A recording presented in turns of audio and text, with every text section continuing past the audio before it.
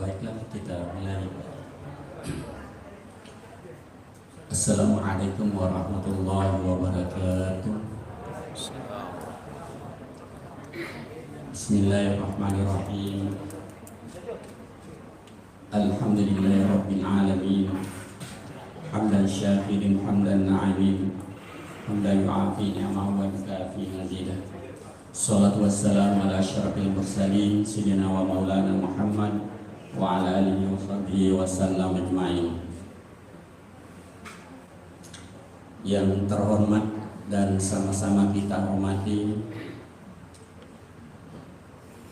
Shahibul Bait Bapak Profesor Madya Azhar Ja'far Ramli selaku Timbalan Naib Kanseler University College Yayasan Pahang Malaysia. Yang saya hormati para pejabat Sivitas Akademika University College Yayasan Pahang Malaysia, para pimpinan universitas, sekolah tinggi se-Indonesia yang sempat bergabung bersama 17 perguruan tinggi, Bapak-bapak, ibu-ibu, serta mahasiswa peserta seminar pada malam hari ini. Baiklah, saya hantarkan materi yang berkaitan dengan adalah anak usia dini, taman kanak-kanak. Ya, saya Pak mengambil ini karena saat ningkal saya itu untuk dosen di STAI DDI Sidrap itu adalah dosen PIAU yang ada di STAI DDI Bangkajen Sidrap. Sebenarnya kalau melihat lembaga yaitu Rodatul Atfal, kalau di Indonesia itu sejak Undang-Undang Nomor 20 Tahun 2003 tentang Sistem Pendidikan Nasional, sebelumnya itu dipandang sebagai pendidikan prasekolah sama SDMI, ya, SMP, MTS, SMA, SMK dan Madrasah Aliyah. Kalau kita perhatikan bahwa Rodatul Atfal, ada yang berpandangan bahwa sebenarnya Rodatul Atfal itu atau anak usia dini tidak perlu ditangani oleh ahli. Ya, kenapa? Ia masih sangat muda belia. Tetapi berdasarkan dengan literatur yang seperti di negara-negara maju itu, justru Rodatul Atfal itu adalah lembaga pendidikan yang patut kita perbaiki sebagai dasar yang fundamental untuk memasuki jenjang-jenjang pendidikan selanjutnya. Kemudian selanjutnya kalau kita lihat peraturan yang ada bahwa model pembelajaran di Rodatul Atfal itu adalah bermain sambil belajar atau belajar sambil bermain. Ya, pembiasaan ini belajar sambil bermain adalah tidak lain adalah pembiasaan yang dilakukan untuk diperuntukkan kepada peserta didik atau anak didik untuk menanamkan karakter, sehingga nantinya pada peserta didik ini tertanamlah karakter yang Islami. Persoalan yang muncul adalah guru atau ustaz dan ustazah yang mengajar di taman kanak-kanak ini perlu dibangun metode mengajarnya. sehingga nantinya dalam menanamkan karakter ini bisa dapat tertanam dengan baik kepada pribadi-pribadi anak didik. Pembiasaan-pembiasaan yang dilakukan, kalau kita lihat memang di dalam Al-Quran penting itu pembiasaan yang ditanamkan kepada peserta didik atau anak didik. Allah berfirman di dalam Al-Quran, Inna haza illa khuluqul awwalin.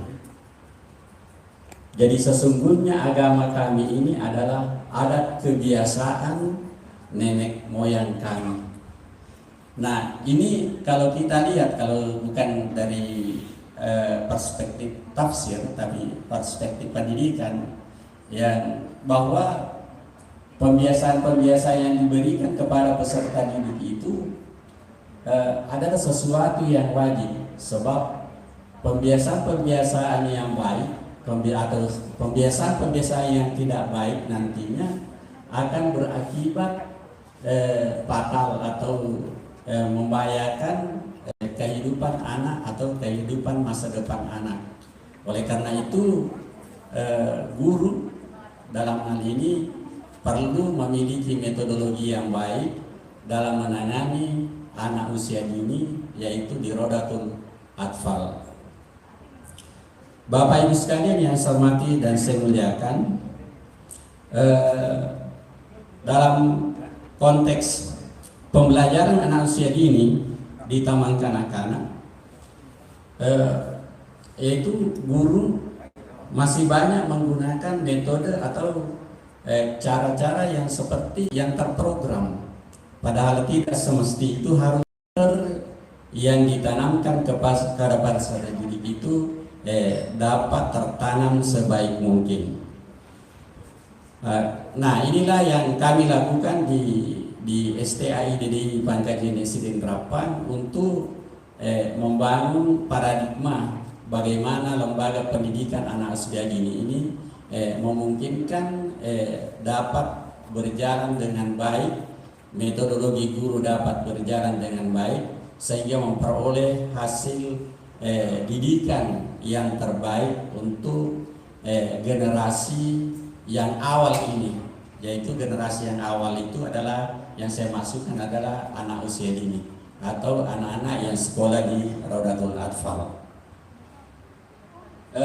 Sebenarnya kami sudah lakukan riset sementara.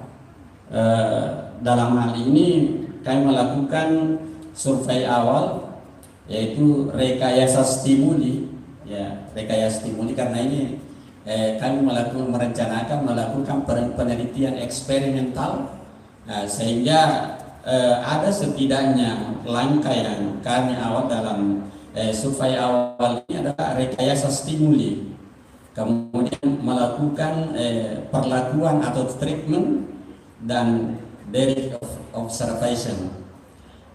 Kemudian dari survei awal ini nantinya akan perlu dilakukan, ya, dari hasil survei awal ini kami lakukan ini menghasilkan bahwa perlu dilakukan penajaman pengimplementasian, ya, pengimplementasian metode pembiasaan Islami, sebab guru belum mampu mengajari peserta didik dengan baik.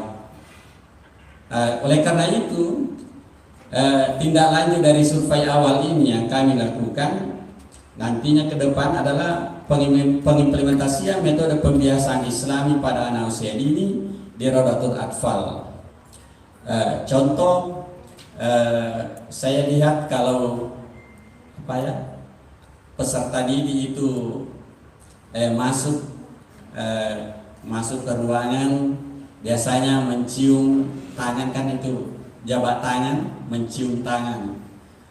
Ini guru kalau berjabat tangan dibiarkan saja anak didiknya, yang penting pegang tangannya, dicium, mau di pelupuk tangannya atau di mana saja, ditaruh di jidatnya atau ditaruh di hidungnya, itu tidak ditegur dan diajarkan seperti itu.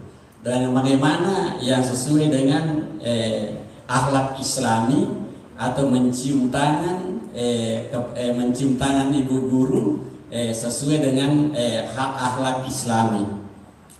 Kemudian dari itu berangkat bahwa ini banyak peserta didik kita ini atau guru ini mengajar kepada anak didik tidak, masih perlu diperbaiki.